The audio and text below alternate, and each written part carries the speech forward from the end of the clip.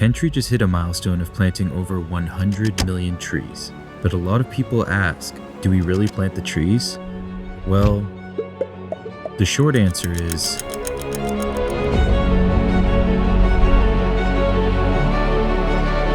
yes. Yeah, we do.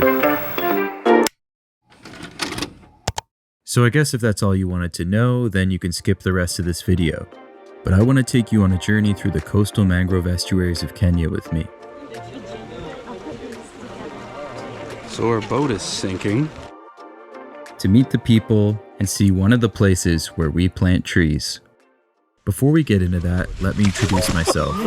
My name is Tom Miller, and I've been a photographer and videographer with Tentree for the last 6 years. This job has allowed me to visit a bunch of our planting sites around the globe to document our impacts. Recently, Kenya has become an important location for our restoration efforts. Mangrove channels have been deforested at a rapid rate, due in part to the illicit charcoal harvesting industry. But the reality is, ordinary people cut down mangroves too, because they need to do whatever they can to survive, whether that means using the wood to cook or build their homes or sell for cash at the market. I wanted to better understand why we plant mangroves in the first place. What makes them so special? As we know, the mangroves are the breeding grounds for the ocean life. This is Crossley from Earthlungs Reforestation. They control the waves of the ocean. So with the destruction, then it means the water patterns have been interfered with. It means the ecosystem, the fish, the crabs are finding it hard to regenerate. So we are planting because we want to restore the original, back to the original ecosystem. We're trying to reestablish that the entire ecosystem can be brought back. Crossley touches on two important points here.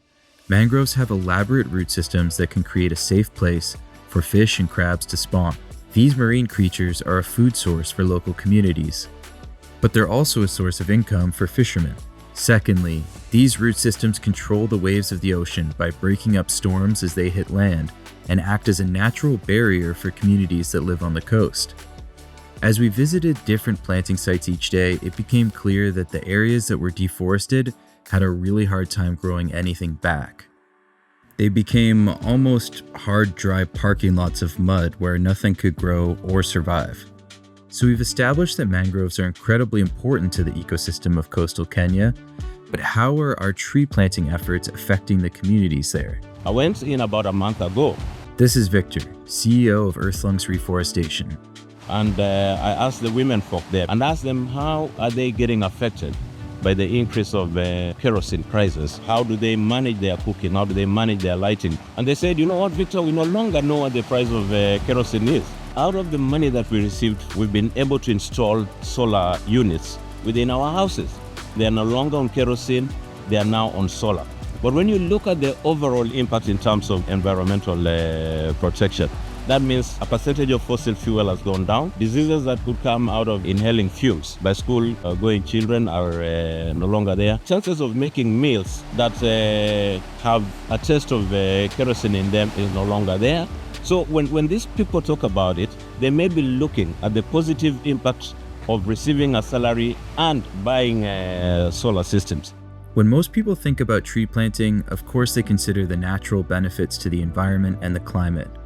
But what Victor's illustrating here is that tree planting creates jobs, and those jobs allow people to improve their lives in other ways, like switching from cooking with kerosene to solar. But it doesn't stop there. Creating jobs also creates an influx of cash into these areas that helps start other businesses outside of tree planting. Every single end of the month, there's that $5,000, $6,000 going into that community. And so that has allowed auxiliary businesses like shops coming up in areas where there were no shops. We also have some cases where now there is a tailor with a sewing machine in a village because now the community can afford to have new uniforms for their children. These are not people who are directly involved in the reforestation, but the impact of reforestation is now allowing new auxiliary businesses to come up in those areas. At this point, I hope it's clear that we do plant the trees. But I sat down with our CEO, Derek Emsley, to chat about how we set up our projects for long-term success. The trees are just the beginning. It's about everything else that the tree provides. It's about the jobs it creates. It's the habitats it restores that bring back things like the fishing population that allow for jobs and food security, poverty alleviation, and so much more. Really, the trees are just the vehicle that we can deliver an incredible amount of impact through. I also asked Derek what he thought about the skepticism around our tree planting efforts. I'd encourage anybody to ask these questions. I want to ask them when I see claims made, and our customers should be too. If people really have questions about what we're up to and what we're doing, I'd encourage them to keep the questions coming. With that being said, what other questions do you have for us? Leave a comment below and we'll see you in the next video. Can you dip in the water? Should be able to, right? Should, yeah. Bye-bye.